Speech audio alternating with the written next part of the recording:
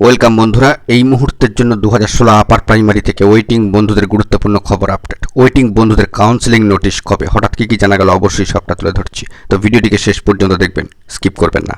বন্ধুরা, এই মুহূর্তে দাঁড়িয়ে 2016 আপার প্রাইমারি থেকে গুরুত্বপূর্ণ খবর আপডেট এবং বর্তমানে এটি কিন্তু চর্চার বিষয়। কার্যত নিয়োগ প্রসিডিওর এখনও পর্যন্ত কিছুটা হলেও কিন্তু বাকি রয়েছে এবং 1241 থেকে 1177 মুক্তির অপেক্ষায়।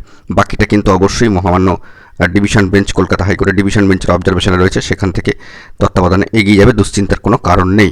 তো সেই নিরিখে 1177 এক্ষেত্রে কাউন্সেলিং নোটিশ কবে আসতে পারে সেই মর্মে ওয়েটিং বন্ধুদের প্রতিনিধিরা কিন্তু ইতিমধ্যেই খোঁজখবর করেছেন এবং বার্তা দিয়েছেন।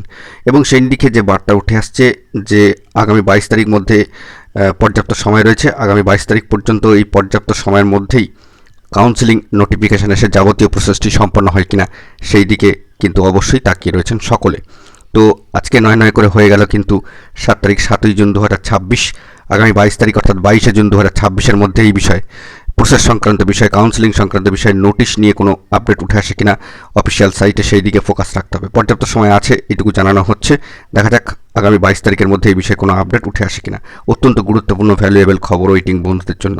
দেখা যাক পরবর্তীতে কী আপডেট উঠে আসে। ভালো থাকুন, সুস্থ থাকুন, চ্যানেলটিকে সাবস্ক্রাইব করে রাখুন। ধন্যবাদ।